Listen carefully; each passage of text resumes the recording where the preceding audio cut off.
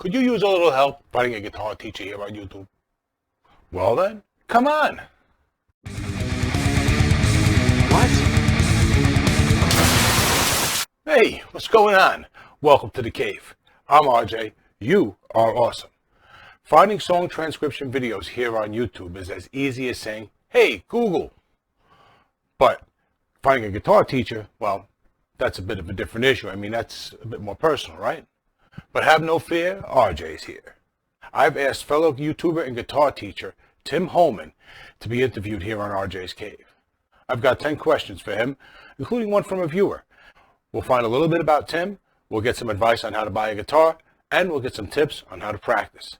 Afterwards, I'll let you know why Tim is the first person interviewed in what I hope is a new video series. And I gotta ask you guys for your help, so stick around.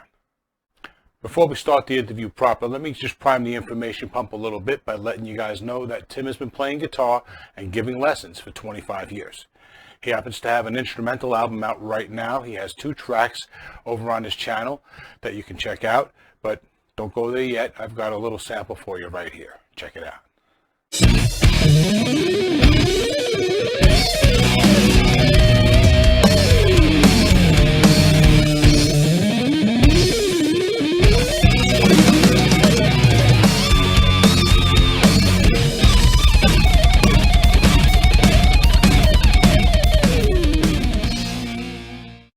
Some of you might like to know that Tim is available locally for lessons, so get in touch with him to find out where he is. He also does Zoom lessons, and his channel, for those of you that are interested, is right around 6,000 subscribers as we shoot this video, and it's growing steadily. Now, on to the interrogation. The interview. Tim, thanks for joining me for the first of what I hope will be many YouTuber interviews. I really do appreciate your willingness to be the first. I think you'll agree that it's important for a student to get to know a teacher before they commit to taking lessons. So with that in mind, what are your influences? Well, I come from a pretty rock metal background, so I think it's probably pretty typical what influenced me. Metallica was probably one of my biggest influences. I grew up really listening to And Justice for All over and over and over. Of course, I did find Ride the Lightning and Master of Puppets, and I soaked that stuff up. Megadeth was huge, Slayer and Anthrax, the big 4. Guns N' Roses was influential on me, and Ozzy stuff too. No Rest for the Wicked, No More Tears, that was the stuff I really grew up listening to because that was, right in my childhood. But of course I did love that earlier stuff too. And I loved bands like Skid Row, Cinderella, Poison, Wasp, all that stuff was hugely influential on me. So there was all that hair metal stuff, the thrash metal, that's kind of where I came from. And then once I did finally pick up the guitar, then I found guys like Vai, Satriani, Malmsteen, and they expanded my horizons. Now I'm finding myself gravitating towards more like a fusion type of playing. Like I can't get enough of guys like Greg Howe, Richie Kotzen's fusion stuff, Frank Gambale, Guthrie Govan, stuff like that is where I'm coming from now, and I'm hoping to incorporate more of that style into my playing as I go forward. All right, so what are the plans for your channel? What can someone expect to find when they get there? Yeah, well, simply put, the goal for my channel is to have the most complete and accurate song transcriptions and lessons in the world. I view my channel as being that place that you can come, one-stop shop to learn the songs that are on there, right? And right now, because it's a small channel, I focus on bigger songs and bigger bands, like Metallica goes over quite well, I get the views. And I also want to expand into lessons and, theory, improv, that sort of thing, but I want to answer viewers' questions, so I see everything working together as a complete whole. Do you have any other online presence? As far as a website, yeah, I do have a website, and I'm developing some courses which I'll be selling, but I don't have anything for sale yet. But on my website right now, it's home to my transcriptions. So every song that I'm doing, and I didn't start off by doing these, so they're not all on my website, but over the last year or so, anything that I've transcribed, I've added it to my website that you can download for a small fee, and you get the PDF tab of the song, as well as my own personal Guitar Pro session, so that's pretty cool. When someone looking for lessons finds your channel for the first time, where should they start? If you're new to the channel, a great place to start is with the Metallica song tutorials. Most of those songs have a riff or two that's at least beginner friendly even. So you can, grab the riffs that you feel comfortable with and start having some fun with them. And I put out a very informative 5-video series on the pentatonic scale too. You might want to just at least watch the first couple, at least the first one, and just see what I'm talking about and try to learn a little bit, because that's going to lay the foundation for all the scales that you're going to learn, and really for creating a path around the fretboard as you advance. That's a great starting point for anybody just coming to my channel. Now, for someone who's just starting out on their music journey, should they be starting out on an acoustic guitar or an electric? Yeah, that's a good question. It's an old debate, I guess. I've seen it before where little Johnny comes in and wants to play Metallica and his parents are walking out with a brand new acoustic guitar, right? So, my answer is just life is too short to be playing things you don't want to play. Buy the guitar that's going to motivate you, that's going to keep you interested. You can't really bend strings all that well on an acoustic, right? If you want to learn string bending technique, you're going to be doing it mostly on an electric. However, an acoustic will build your calluses up a lot faster. It'll toughen your fingers up, right? There's pros and cons against both, but really bottom line is buy what you want. Like, what are you interested in? What's going to keep you playing music? On a similar note, should someone who's naturally a lefty learn how to play guitar lefty? Or is it worth their time this early on to start learning how to play right hand?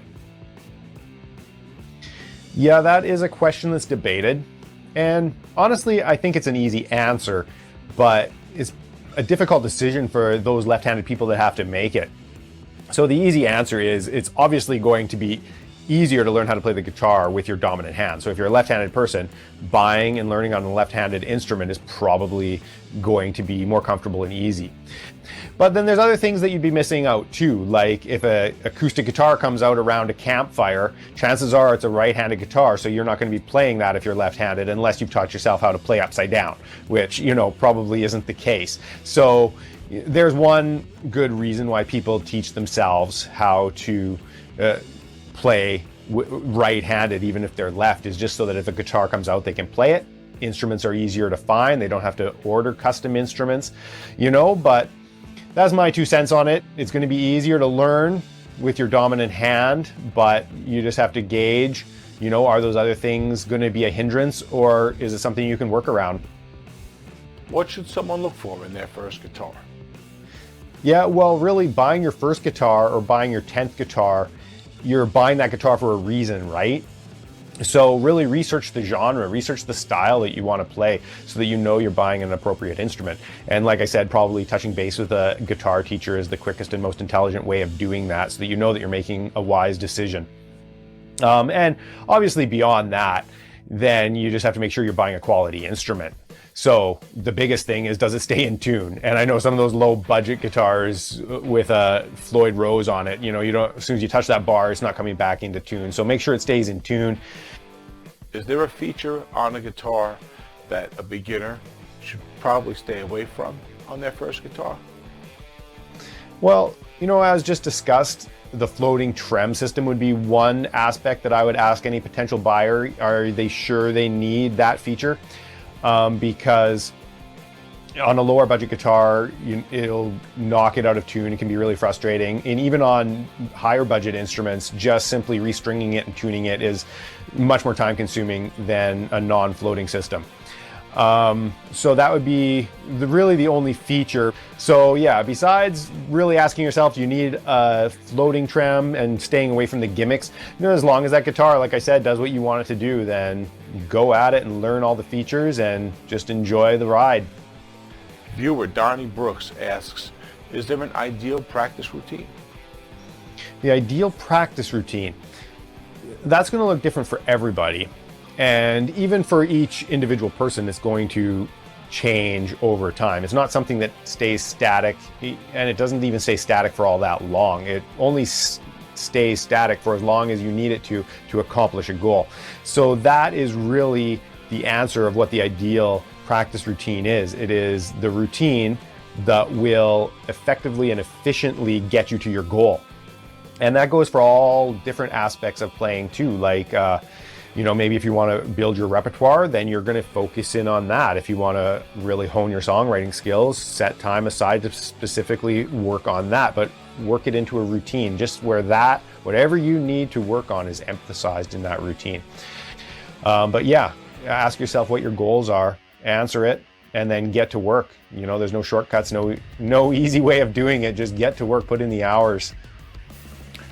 For someone just starting on their music journey, do they need to get a teacher, or can sources like YouTube be enough? Well, I don't think that anything can really take the place of a real one-on-one teacher that can tailor lessons directly to you. Now, that being said, it can be potentially very difficult to find that perfect teacher, right? So, failing that, then YouTube will have to be a good substitute. But if at all possible, yeah, definitely find that one-on-one teacher that you gel with, who's, got that same style that you want to emulate. Tim, I just want to say thanks for taking the time to join me here and answer these questions. Before we go, is there anything else that you'd like to share with us? Well, one tip that I always like to leave people with when possible is ear training. It can be boring, especially in the beginning. You think, oh, is this even working? I don't notice a difference, but it's something that has to be done, because in the end, the better you get, the more you'll realize, this all hinges on my ear. What separates the great players from the mediocre ones? It's their ear, right? So start training your ear. You will thank me for it soon. And other than that, I hope to see you over at my channel. Just come on over and start learning some songs, say hi, and I'll see you over there. That sounds like some good advice, Tim. And thanks again for stopping by. Now, earlier I mentioned that I would be explaining why Tim was the first person I asked to do this type of video. And no, it's not just because he was the most obvious yes, although there is some truth in that. The reality is that Tim was one of the first persons to subscribe to me, and I had to see what was up with him, because I had like 10, 20 subscribers. Who's subscribing to me? You know what I'm saying? So what I found was a guy who really takes his channel seriously. He's trying to grow it, and he's trying to be a good guitar teacher. He's trying to be supportive when and where he can. And this is what makes him a good choice, really, to be perfectly honest. If you're looking for somebody who's going to be someone you can get in touch with when you need a little bit more help, and someone who's going to be in the same path as you, Tim Holman is a good candidate. So I definitely recommend that you go subscribe to him, okay? The link is down in the description below. While you're doing that, be sure to hit the like button, subscribe to this channel, and ring that notification bell, because if you made it this far, then I know for a fact that you actually enjoyed this. Also, while you're doing all that, do me a favor. Let me know what you thought of this kind of video, and if you happen to know anyone that you think would be a good candidate to be included in this type of video in the future. I'm looking for other guitar-oriented channels. They don't have to be teachers, but someone who's maybe between 1,000 and 15,000 subscribers, who you think is doing the right thing and just could use a little shout out, you know what I'm saying?